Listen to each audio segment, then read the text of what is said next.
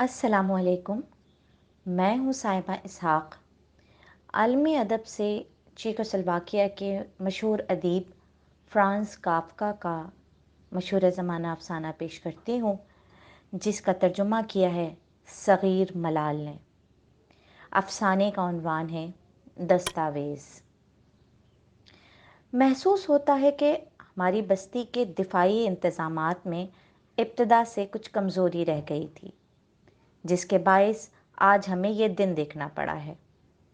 हम अपने रोज़मर्रा के कामों में इतने मशगूल रहे कि इस तरफ तवज्जो ही नहीं दे पाए। लेकिन गुज़िश्ता चंद दिनों से जो कुछ हो रहा है, उसने हमें मुज़तरब कर दिया है।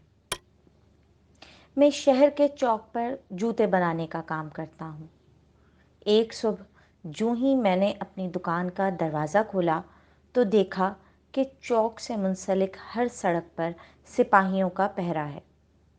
अजनबी शक्लों वाले इन सिपाहियों का हमारी फ़ौज से कोई ताल्लुक़ नहीं है। ये शुमाल के वहशी नस्लों का हरावल दस्ता है।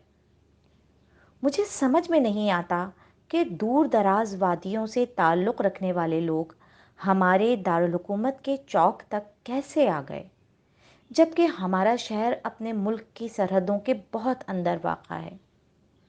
बहरहाल वहशी यहाँ तक अब पहुँच चुके हैं और हर रोज़ उनकी तादाद में इजाफ़ा हो रहा है। वो अपनी फितरत के मुताबिक खुले आसमान तले क़याम करते हैं। सर पर छतों की मौजूदगी से उन्हें वहशत होती है। सुबह से शाम तक वो अपनी तलवारों को चमकाने, नेज़ों की नोकें तेज़ करने और शहसवारी की मशक में मसरूफ़ रहते हैं। शहर का खूबसूरत और पुरसुकून चौक उनकी आमद के बाद से अस्तबल नुमा जगह में तब्दील हो चुका है। इब्तिदा में हम लोग मौका मिलते ही चौक साफ़ करने के लिए अपनी दुकानों से निकल आते थे और तनदही से काम करते थे, लेकिन अब हम ऐसा करने से कासिर हैं। एक तो वहशियों की तादाद ज़्यादा होने से गंदगी में इजाफ़ा हमारे बस से बाहर हो गया है, और फिर ये भी है कि अब वो काम के दौरान हमें कोड़े मारते हैं और बाज़ औक़ात घोड़ों के सुमों तले रौंदने की कोशिश करते हैं। वहशियों से गुफ्तगू नामुमकिन है। उन्हें हमारी ज़बान का एक लफ्ज़ भी समझ में नहीं आता और उनकी अपनी कोई ज़बान नहीं है।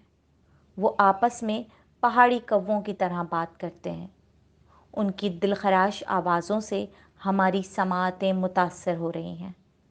उन्हें हमारी अखलाकियात या मुआशरती क़दरों से कोई ग़रज़ नहीं है। वो हमारे तहज़ीबी इदारों पर क़हक़हे लगाते हैं, हमारे इशारों की ज़ुबान भी समझने की कोशिश नहीं करते, बस हंसते हैं, शोर मचाते हैं और कौवों की तरह चीखते रहते हैं। हम उन्हें समझाने की कोशिश करते हैं, यहाँ तक कि हमारे जबड़े दुख जाते हैं और हम हाथ हिला हिला कर निढाल हो जाते हैं, लेकिन वो कुछ नहीं समझते। वो कुछ समझना ही नहीं चाहते। अक्सर वो अपने चेहरे बिगाड़ लेते हैं। कभी कभी उनका मुंह इतना बिगड़ जाता है कि उनकी आँखों की पुतलियाँ ऊपर चढ़ जाती हैं और निचला सफ़ेद हिस्सा सामने आ जाता है।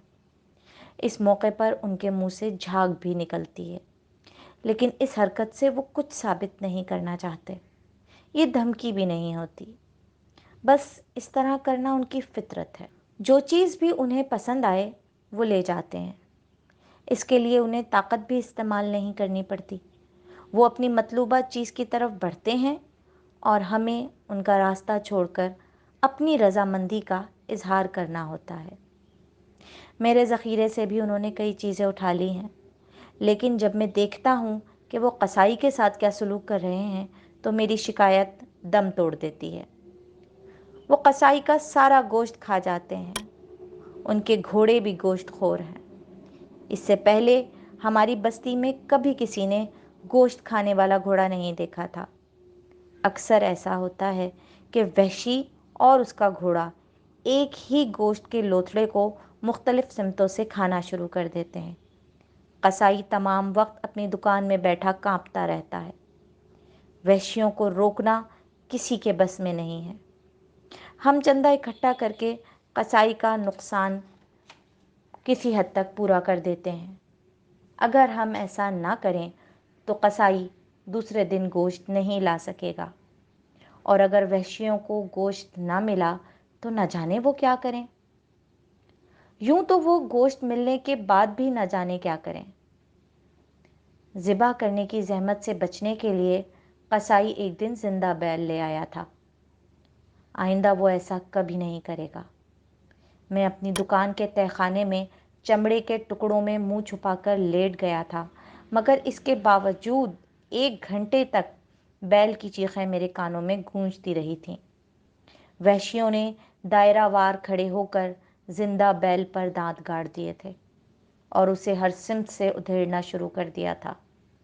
शाम को मैं डरते डरते बाहर निकला तो मैंने देखा कि बैल के ढांचे के गिर्द वहशी यूं बदमस्त पड़े थे जैसे जश्न के इख्तिताम पर मेनोश शराब के बड़े बर्तन के आसपास लेटे नजर आते हैं। यही वो मौका था जब मैंने बादशाह को महल की खिड़की से झांकते देखा था। आम तौर पर वो महल के अंदरूनी कमरों तक महदूद रहता है, लेकिन उस दिन वो बैरूनी राहदारी के झरोके से सर लगाकर झांक रहा था, चौक पर होने वाले वाक़यात का मुशाहिदा कर रहा था। अब क्या होगा? हम सबके जहनों में यही सवाल गूंजता है। बादशाह के महल की कशिश वहशियों को यहाँ तक खींच लाई है, और हम में से कोई भी उन्हें वापस धकेलने की कुदरत नहीं रखता। महल के आहिनी दरवाजे बंद रहते हैं। वहशियों के आमद से कबल जो शाही दरबार इन दरवाज़ों के बाहर खड़े पहरा देते थे, अब वो सलाखों के अंदर टहलते नजर आते हैं। हम कब तक वहशियों का अजाब सहेंगे? यूं लगता है जैसे बस्ती के दिफा का फरीज़ा कारीगरों और हुनरमंदों को सौंप दिया गया है, मगर हम ये फ़र्ज़ अंजाम देने के काबिल नहीं हैं। हमने कभी दावा भी नहीं किया था कि हम ऐसा कर सकते हैं। तो फिर वो कौन है जिसे ये गलतफहमी हुई है? हम सब किसकी गलती से बर्बाद हो रहे हैं?